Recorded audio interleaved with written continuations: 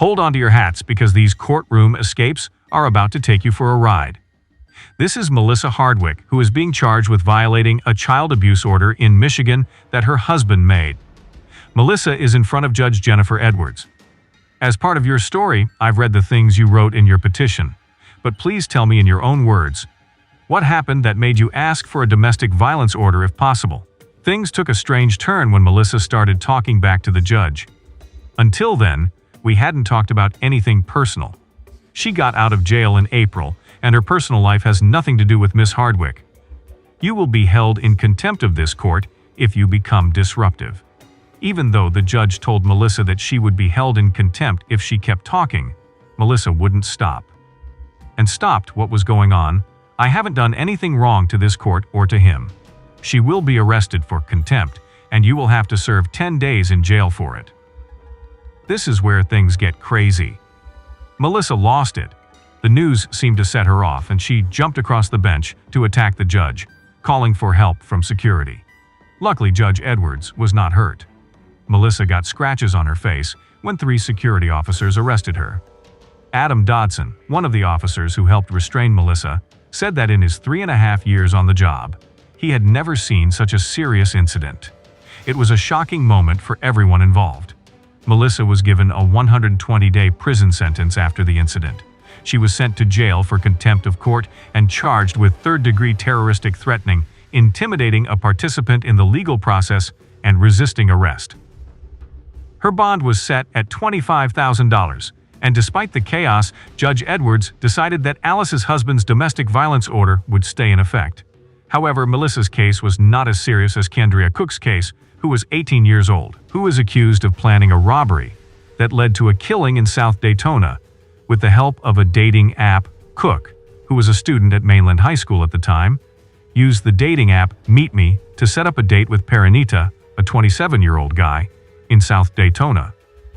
The plan was for Nina to sell Cook marijuana and for the two of them to have sexual relations, but Cook had another plan. Nita brought Emmanuel, a friend who is 17 years old. They didn't know about Purcell. Kendrick Bass, Cook's boyfriend, was waiting to rob them as they got into the truck. Cook told Nita she had to go get some money from a friend's house, and when she came back, a masked man jumped into the back seat and fired 2 shots, hitting Purcell in the stomach. Detectives thought this wasn't the only time Cook and her friends used dating apps to trick people into carjackings. In fact, just 48 hours later, the shooting Bass and Cook worked together to steal another car. If you thought Cook's crimes were shocking, wait until you see how she responded to her sentence. During the sentencing, she played a key role in planning the ambush. Before Judge Foxman gave Cook her sentence, she asked to speak in front of the court. Yes, I did come here with my boyfriend and his friends, so I couldn't be wrong. I had no idea what was going on. The wrong place at the wrong time for beginnings, for a second chance. So I can get out of school and never go back because it's probably her first kid. That's it. You know what will definitely not make Mama proud? The Cook is about to get 20 years on a felony charge. 5th-degree carjacking charge, 15 years for attempted carjacking with a deadly weapon, and 15 years for a battery felony. The sentences were meant to be increased at the same time, right after the sentence was given. The courtroom was filled with strong feelings, as Cook's mother sobbed out loud because she couldn't hold back her tears. Cook also broke down in tears and begged her mother, "Promise me." Yes. But after looking over the case later, Cook's term was cut to 11 years. Even though Cook's case is sad, it wasn't the only time a courtroom went crazy during sentence. For example, Alan Boston was charged with marijuana possession in Tennessee and went through the same thing. Boston was called to the bench to talk about his sentence and choose how he wanted to plead. Play music. I agree with you, sir. I believe this country's marijuana rule is not fair. We deserve better because marijuana is a safe drug that has been around since the 1980s and 1990s. Loud cheers. I can't change it. You need to go see the Ledges to get that change. Yes, he surprised everyone by taking a joint out of his front pocket, setting it off right there in court. Yes, you heard that right. He lit up a joint in front of everyone, and it was seen. Court staff quickly stepped in and grabbed Boston, leading him out of the courtroom while a cloud of smoke followed behind him. Wilson County Sheriff Robert Ryan, who was there, said it was one of the craziest things he had ever seen.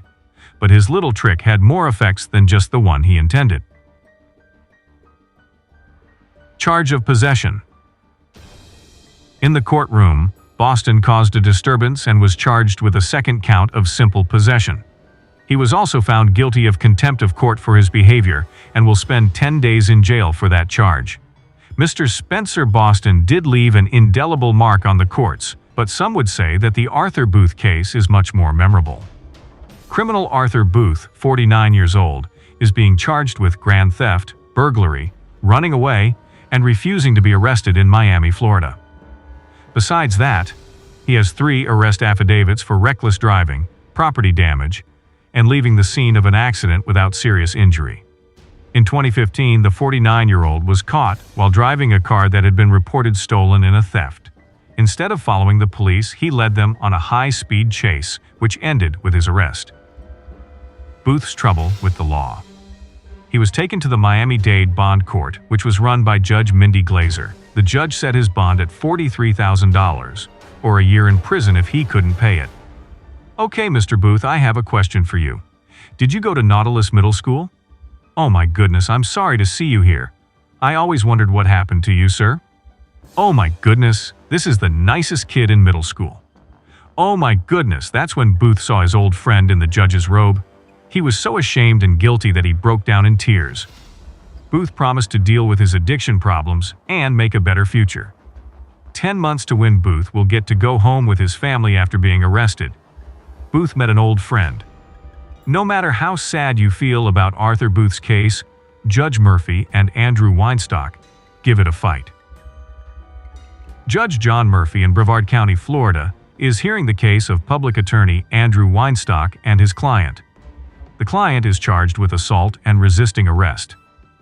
Judge Murphy, what do you want to do with the charges? I'm not waving my hand. What are you going to do? I'm not going to wait. I'm going to set up your trouble and your pride.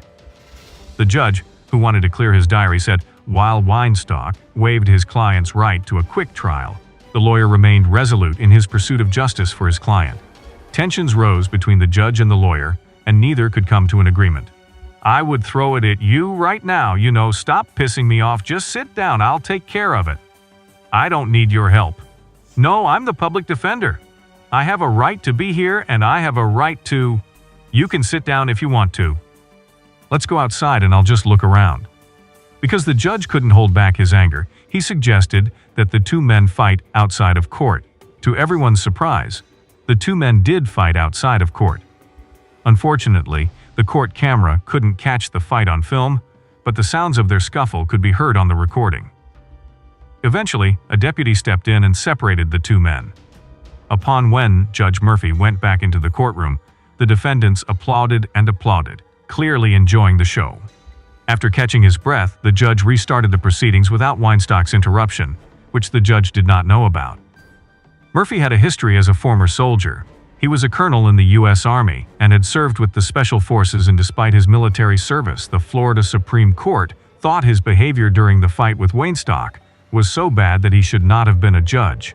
People did crazy things, but nothing could have prepared you for the case of Leonid Grazer, who was 18 years old and was being charged with murder in Moscow.